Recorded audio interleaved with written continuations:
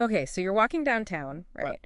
And there's this skyscraper going up, steel beams, crazy heights, the whole thing. Oh, yeah. Ever stop and thought, how in the world? How do they even... Yes, how'd they even begin to make that happen?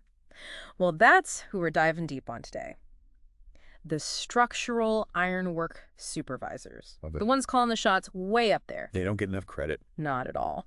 And to help us out, we've got insights from RoleCatcher, this career platform. They've got a profile on these supervisors. Really fascinating stuff. It goes deep. Totally. So if you ever get sucked into those how it's made videos, Oh, all the time. or maybe you're just curious what kind of careers are out there, or even if you just like learning new things, Who doesn't? stick Yeah. with us. You're in the right spot. What I find really interesting is how RoleCatcher, they bust that myth, Right. that this is just a brute strength kind of job. Right. Got to be strong, but You need that, sure, it's physical, but it's the mental stuff that's wild. Thinking on your feet, solving problems under pressure, and leadership, big time, in a high-stakes situation. because we're not just talking about like placing a beam, right? It's the whole ironwork process, hundreds of feet up. A giant Tetris game, but with real-world stakes. And with way bigger consequences if you mess it up. Oh, tell me about it. RoleCatcher hits on this too, how vital the safety aspect is. These supervisors, they're responsible for a whole team. Their decisions, it's not just timelines or budgets, it's people's lives. Right, like if the weather suddenly changes. Exactly. Got to assess, adjust those crane operations right there on the spot.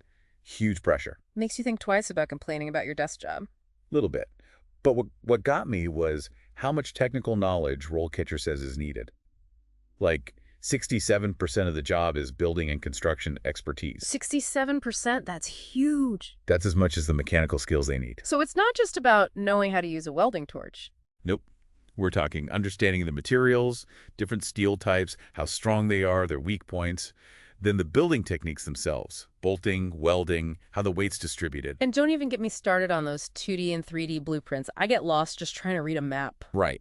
Yeah. But these supervisors, they're deciphering those plans, visualizing the final building, making sure it matches what the engineers designed. It's almost like conducting an orchestra. Okay, but instead of instruments. Instead of instruments, you've got tons of steel coming together to become the skyscraper. Wow.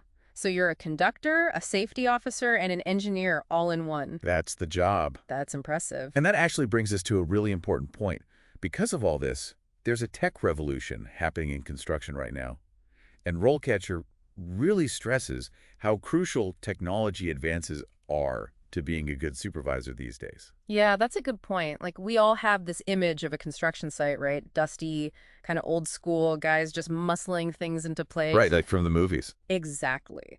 But if supervisors need to be tech savvy now, what's that actually look like day to day? Well, take robotics. Hmm. They're using more and more of those robotic welding arms, especially on big projects. They can weld super fast and precise, but you still need a supervisor to run them. Programming, monitoring, troubleshooting, that's all on them. Okay, so it's not about the robots replacing jobs. It's more like they're another tool, right? Like architects use that 3D modeling software now. Exactly. It's about using the tech to your advantage. You still need the human expertise to make it all work. 100%. Then there's the drone stuff. Drone-based site surveys are getting big. Oh, yeah, instead of guys with like tape measures everywhere. Exactly. Drones create these crazy accurate 3D maps of the whole site. Saves tons of time, money too, but also way safer, right? No one's dangling off scaffolding to take measurements anymore. So technology isn't just changing how buildings get built, it's changing what skills these supervisors need. Totally. And that connects to how RoleCatcher breaks down the career stages in this field. You move up from entry level to those senior positions, the tech you're using gets more complex. The decisions you got to make, way more weight to them. So how do you climb that ladder? Where do you even start in a field like this? Well, RoleCatcher, they say most folks begin with apprenticeships, maybe internships, getting those hands dirty, learning on the job from the pros. You can't learn this from a textbook, can you? Nope, it's like trial by fire. Gotta feel the heat to conduct the orchestra, so to speak. That's a good way to put it. As you prove yourself, you might become a junior supervisor. More responsibility then. Coordinating smaller teams, handling those daily issues that pop up. Less about hammering the bolts yourself, more like making sure the right bolt's going in the right spot. Exactly.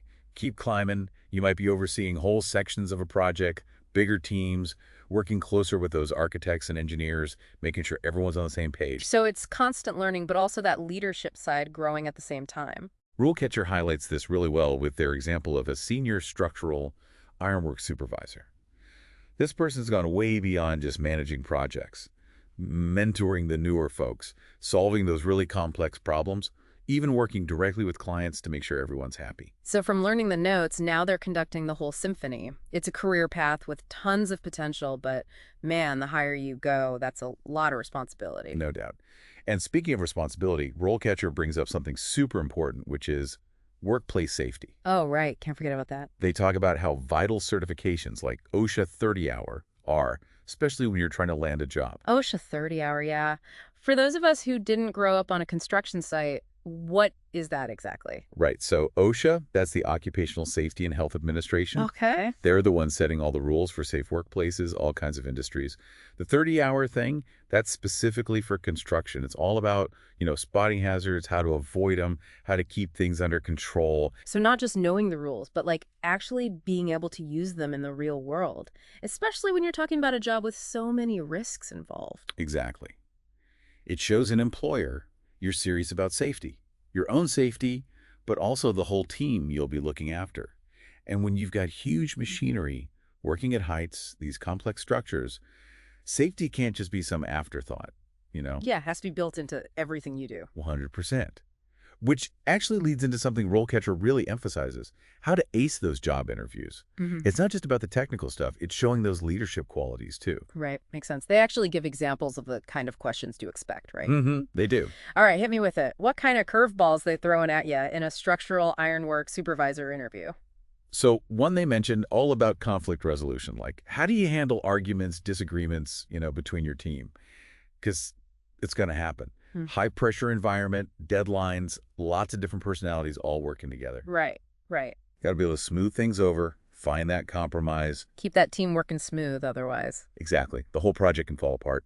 And since the tech side is always changing, they're going to want to know you can handle that too.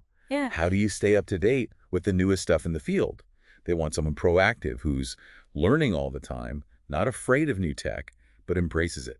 Back to those robots and drones. Exactly. Got to be a lifelong learner in this job, for sure. And I think this last point from RoleCatcher really wraps it up nicely. They talk about the huge demand coming up for these skilled supervisors. This isn't just a job, it's a whole career path. You can do this for a long time, and it makes a real difference in the world. Yeah, when you think about it, every skyline in every city, the bridges we drive across, the stadiums where, we watch our teams play, that all starts with these skilled folks. And as cities get bigger, as those older buildings need work, More and more demand. you need those expert hands to keep it all standing. It's that combo of you got to be strong, you got to be smart, you got to be a leader. It's not for everyone, that's for sure, but man, if you can cut it, super rewarding. So next time you're walking by a construction site, looking up at one of those steel giants going up, take a second, think about the skill, the dedication, even the artistry it takes to make that happen. That's what we've learned about today, folks. And on that note, this has been our deep dive into the world of structural ironwork supervisors. Until next time.